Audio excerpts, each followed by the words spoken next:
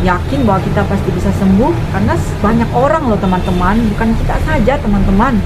Ada ribuan orang di dunia ini ternyata yang menderita penyakit sama seperti kita. Sensasi yang dia rasakan, apa-apa yang dia rasakan itu sama seperti apa yang kita rasakan. Jadi jangan berkecil hati, terus berjuang.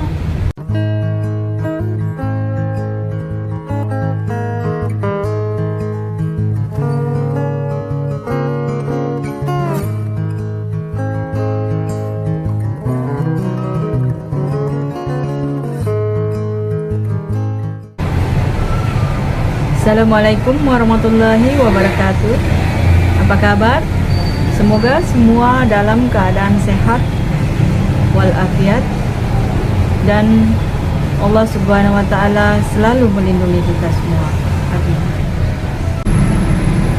Pada kesempatan kali ini saya ingin berbagi pengalaman bagaimana saya bisa sembuh setelah 2 tahun saya menderita penyakit asam lambung, GERD, anxiety, dan psikosomatis.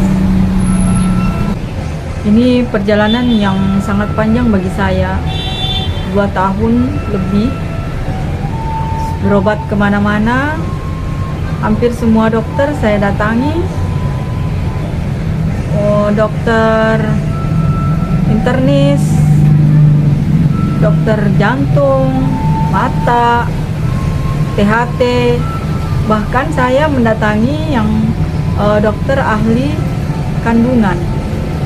Jadi kadang saya diberitahu keluarga, loh kok ke dokter kandungan, memangnya kamu hamil?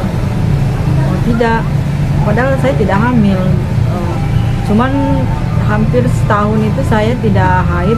Jadi saya mencoba memeriksakan diri ke dokter kandungan karena pikiran saya sudah negatif ya, sudah negatif terus bahwa jangan-jangan karena saya tidak haid itu jadi muncul penyakit-penyakit yang bikin saya sakit kepala dan sering vertigo. Suami saya kadang bukan jengkel sih, tapi ya bisa dibilang jengkel lah ya lihat saya, karena dikit-dikit saya ke dokter, dikit-dikit ke dokter. Jadi kenapa saya selalu ke dokter? Karena saya merasa sakit, saya merasa kalau saya sedang sekarat, saya sakit parah. Walaupun pada akhirnya nanti dokternya mengatakan saya baik-baik saja, saya tidak ada sakit yang berbahaya. Alhamdulillahnya sih di situ ya.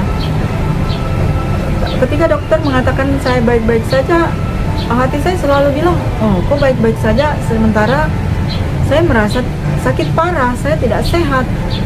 Jadi saya merasa sakit parah itu karena sedikit-sedikit saya vertigo, dikit-dikit vertigo. Minum obat vertigo pun obat dari dokter, beberapa hari kemudian muncul lagi. Nah, belum lagi yang saya rasakan itu adalah lemas yang luar biasa. Bahkan untuk berdiri saja saya tidak sanggup. Dan kalau sudah seperti itu saya pasti larinya ke dokter lagi. Jadi awal-awal corona itu saya merasa sangat lemas, kaki, tangan, dan seluruh badan saya dingin, tapi saya berkeringat, jantung saya berdebar tidak karuan, dan sudah tidak ada tenaga ya, tidak ada tenaga sama sekali. Saya berdiri saya sudah tidak sanggup. Jadi saya cepat-cepat panggil suami saya dan suruh antar saya ke dokter. Saya tidak berani ke rumah sakit waktu itu karena semua rumah sakit menjadi tempat karantina orang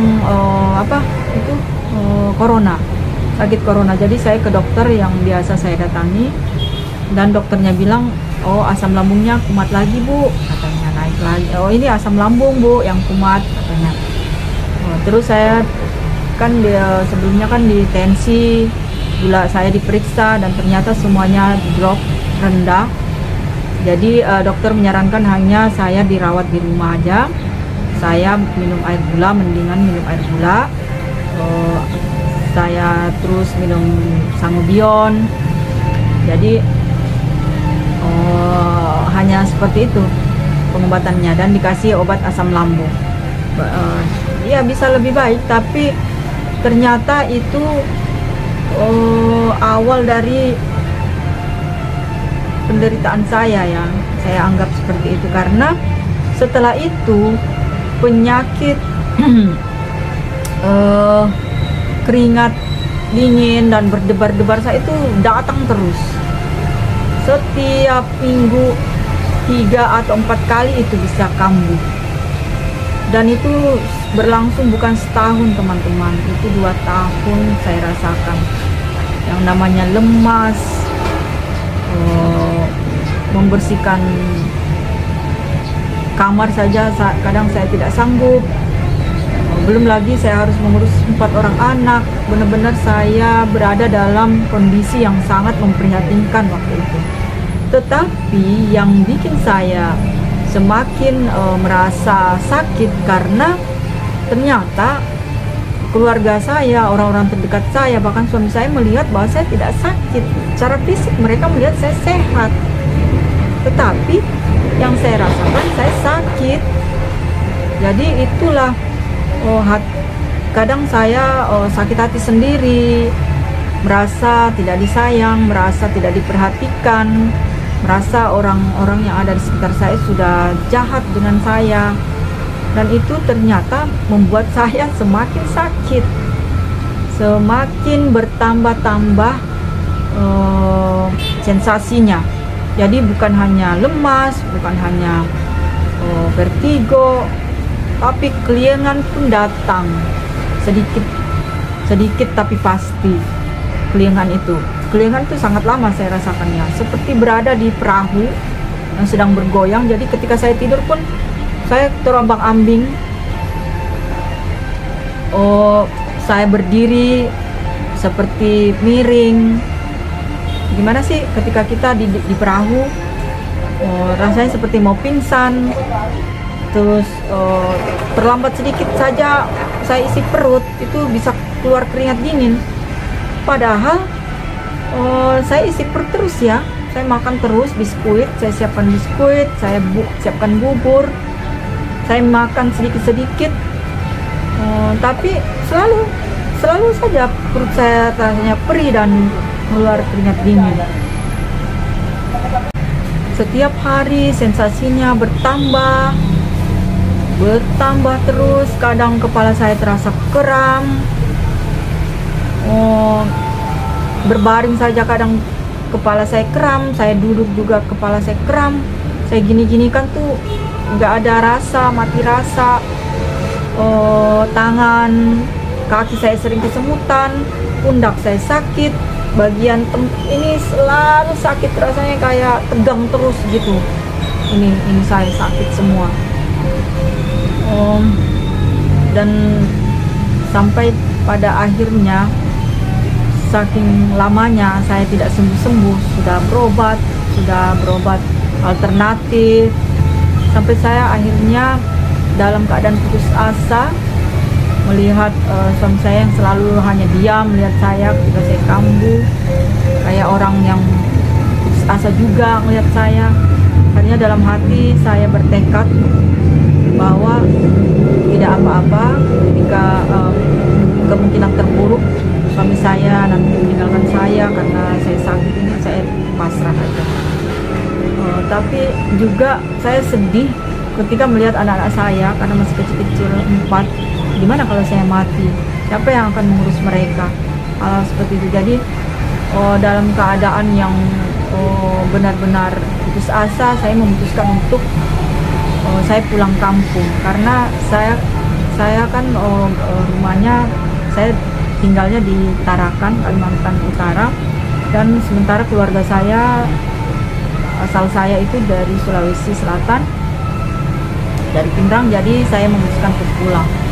Waktu itu karena anak-anak saya masih online semua, jadi saya pulang kampung. Saya dalam perjalanan, herannya saya tidak pernah kambuh teman-teman. Saya kuat untuk menempuh perjalanan yang begitu panjang sampai akhirnya saya tiba di rumah karena di rumah kakak saya. Saya juga punya rumah, tapi karena kedua orang tua saya sudah tidak ada, sudah meninggal semua. Jadi saya ke rumah kakak saya, dan betapa terkejutnya kakak saya melihat kondisi saya yang saat itu saya sangat kurus. Jadi timbangan saya itu turun 15 kilo. Mata saya sudah, pokoknya tampilan saya sudah seperti nenek-nenek umur 60-an. Muka kering, kusam, hitam, dan seperti tidak ada mempunyai semangat hidup sama sekali. Sampai kakak saya nangis lihat kondisi saya. "Oh, kamu ini kenapa, Dek? Kamu ini sakit," katanya. "Iya, kakak saya sakit." Nah, akhirnya kakak saya bawa saya berobat lagi, dan semua sama, cuma mengatakan saya hanya menderita penyakit asam lambung. Jadi akhirnya saya tahu lah ya di kampung kepercayaannya seperti apa. Jadi saya dibawa berziarah kubur seluruh ke nenek-nenek saya yang sudah lama pun, yang saya tidak pernah lihat kuburannya ada di mana. Akhirnya saya dibawa keliling, dan saya mencoba untuk kuat menempuh perjalanan jauh, karena saya ingin saya sebenarnya sangat ingin sembuh dari anak-anak saya. Dan di tengah keputusasaan saya itu, saya sholat. Akhirnya setelah saya dari ziarah kubur, saya singgah di rumah saya di kampung. Saya sholat di masjid, terus saya ketemu dengan sepupu yang tinggal di Makassar, yang sebenarnya sudah lama sekali saya tidak ketemu. Dan dia lihat saya juga, ini kamu ya, Dek?" katanya.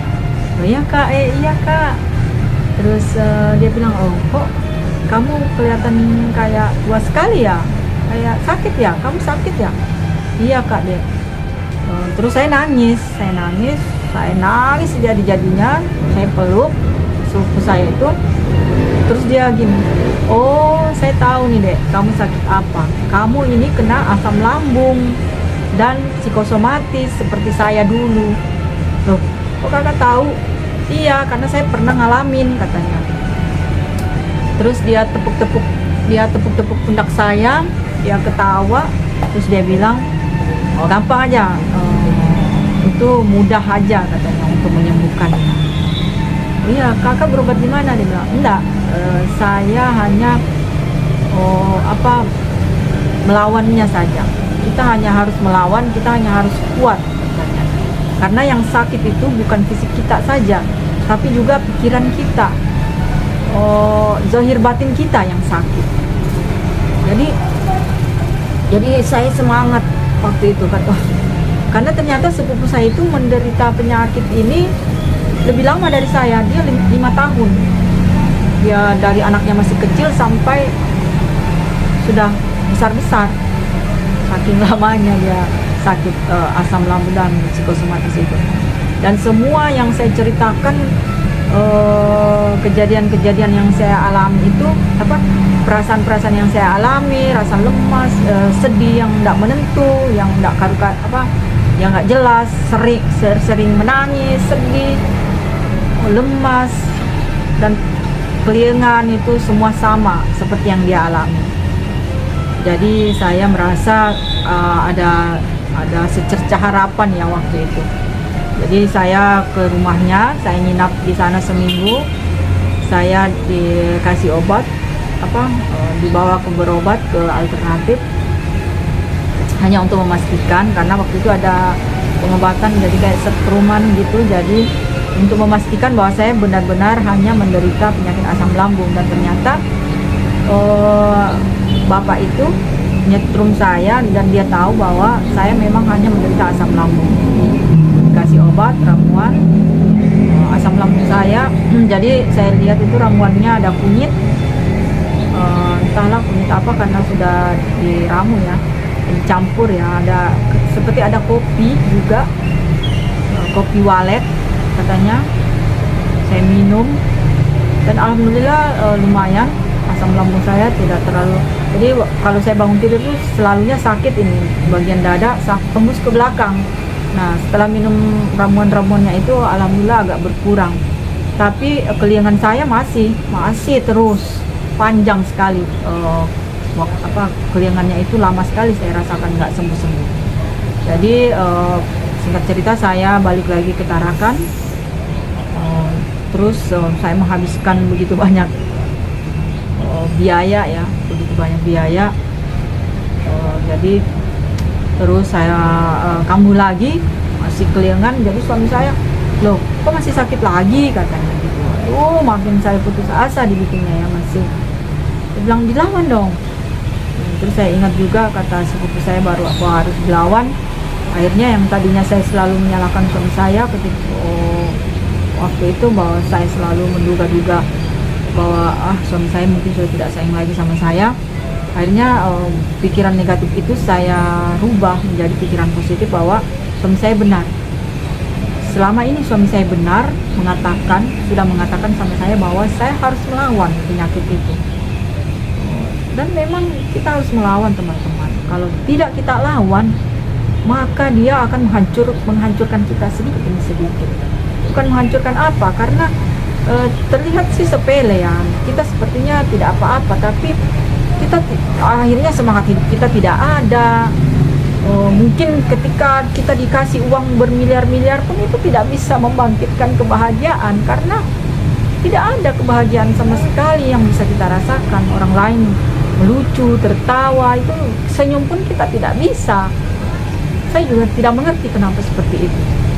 Nah, akhirnya setiap hari saya lawan, saya berusaha kuat, tapi itu ya, berdoa kepada Allah, berbanyak zikir kepada Allah. Alhamdulillah saya sudah berada di tahap ini sekarang.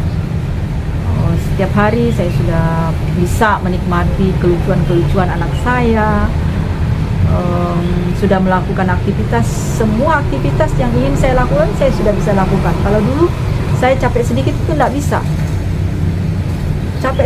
bisa, mesti kambuh, mesti saya ngos-ngosan, mesti jantung saya rasanya sakit sebelah, entah semuanya, seluruh badan saya sakit, tidak bisa kerja sedikit. Tapi sekarang alhamdulillah sudah bisa ya teman-teman ya.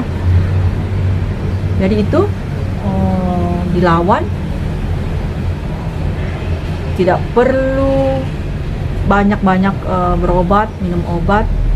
Walaupun kalau bisa tahan sih tidak apa-apa ya, bisa tidak minum obat.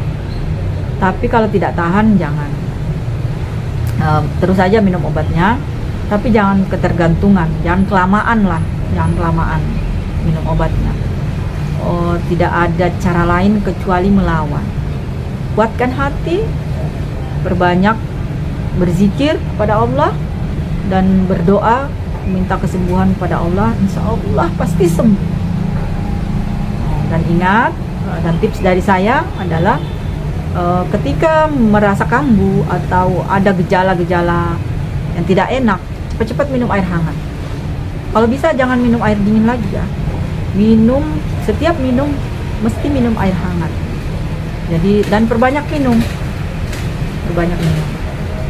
Karena itu bisa membuat badan kita jadi ringan. Oke? Sekian dulu. Semoga video saya ini bisa memberi manfaat. Semangat terus ya teman-teman. Ini bukan akhir dari segalanya, penyakit ini. Yakin bahwa kita pasti bisa sembuh, karena banyak orang loh teman-teman, bukan kita saja teman-teman. Ada ribuan orang di dunia ini ternyata yang menderita penyakit sama seperti kita. Sensasi yang dia rasakan, apa-apa yang dia rasakan itu sama seperti apa yang kita rasakan. Jadi jangan berkecil hati, terus berjuang, dan ingat, jangan makan pantangannya ya, jangan makan pedas, jangan begadang, rajin minum air hangat, pola pikir terutama itu harus dijaga, dan olah nafas, tarik nafas, buang nafas. napas itu sangat membantu juga ketika kita vertigo atau ketika kita sesak napas atau ketika jantung kita berdebar. Tarik napas saja teman-teman, tarik napas, buang napas, tarik napas dari hidung, buang napas melalui mulut, terus aja itu. Tenangkan hati, tenangkan pikiran, tidak akan terjadi apa-apa, kita baik-baik saja. Itu. Oke, sekian. Sekiranya memberi manfaat, jangan lupa like, komen, dan subscribe. Terima kasih. Assalamualaikum warahmatullahi wabarakatuh.